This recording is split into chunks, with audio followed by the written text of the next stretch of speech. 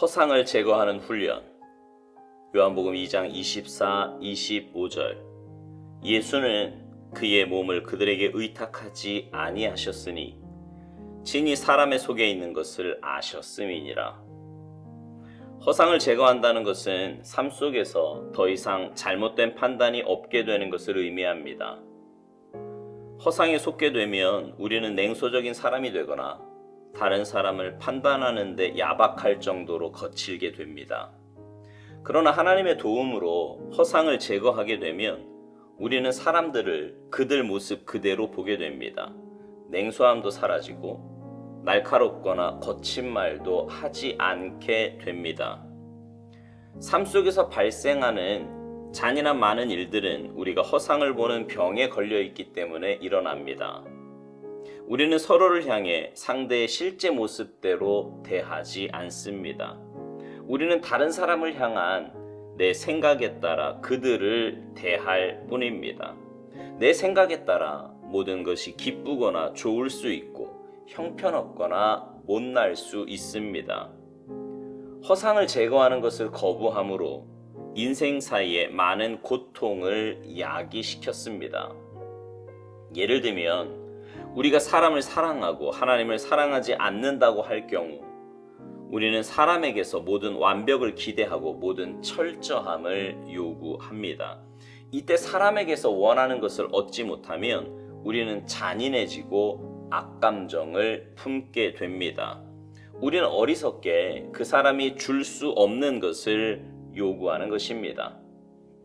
인간 심층의 깊은 요구를 만족시킬 수 있는 분은 오직 그분, 주 예수 그리스도밖에 없으십니다.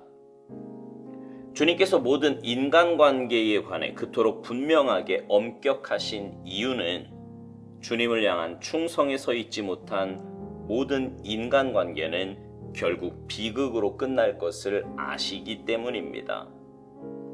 주님은 아무도 신뢰하지 않으셨습니다. 그러나 누구를 의심하지도 않으셨고 결코 악감정으로 대하지도 않으셨습니다.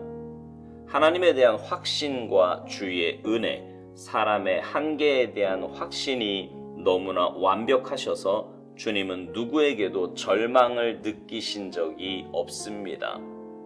만일 우리의 신뢰가 사람에게 있다면 우리는 모든 사람들에 대해 절망하게 될 것입니다.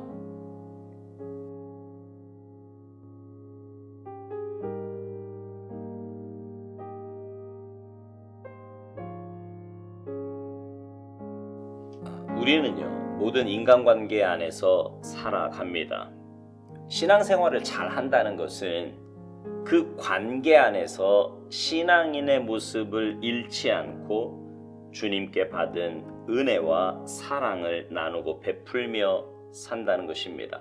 그래서 신앙생활을 관계다. 제가 그렇게 자주 표현하는 것입니다.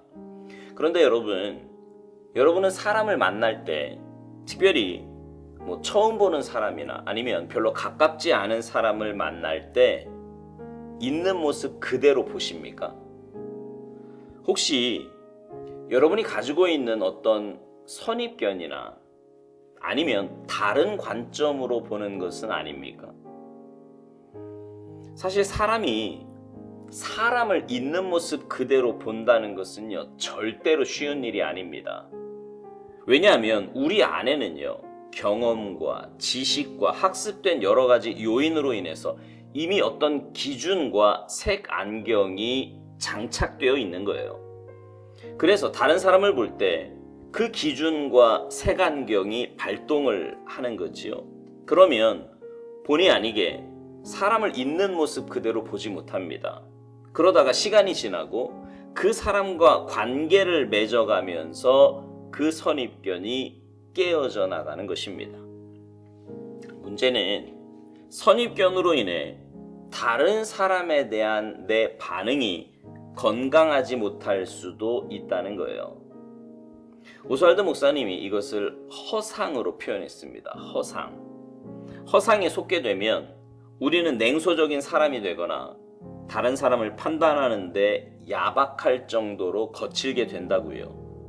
그러나 하나님의 도우심으로 허상을 제거하게 되면 우리는 사람들을 그들 모습 그대로 보게 된다는 것입니다. 냉소함도 사라지고 날카롭거나 거친 말도 하지 않게 된다는 거지요. 그렇습니다. 이런저런 이유로 내 안에 생긴 허상은 사람과의 관계를 파괴할 수도 있습니다.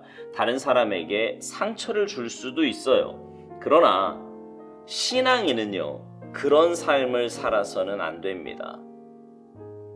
아니, 그렇게 되지 않습니다.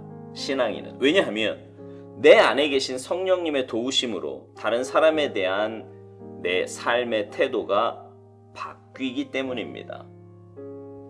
오스왈드 목사님은요, 삶 속에서 발생하는 잔인한 많은 일들은 우리가 허상을 보는 병에 걸려있기 때문에 일어난다고 말합니다.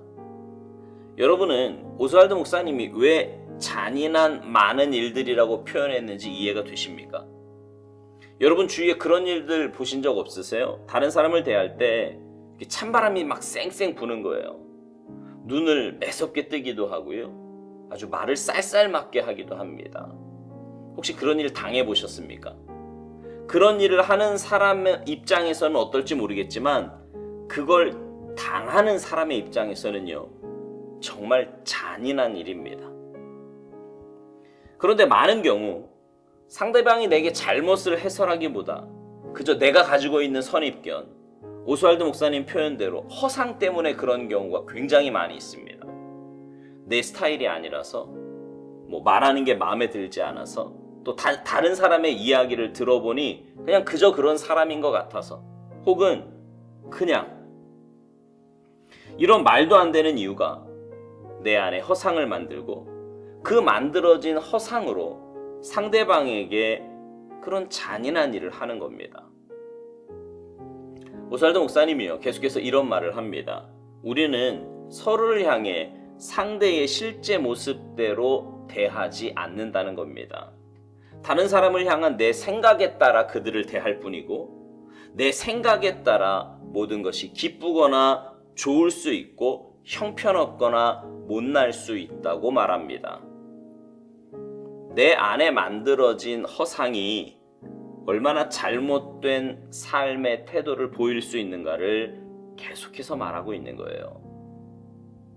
오스왈드 목사님은 이 허상이 신앙인에게 있어 또 다른 잘못을 야기할 수 있는데, 그것은 바로 하나님보다 사람을 의지하는 모습이라는 거예요. 우리가 사랑하고 의지해야 할 대상은 오직 하나님이신데, 하나님을 사랑하지 않으니 자연히 사람에 대한 엉뚱한 기대를 갖게 되고요.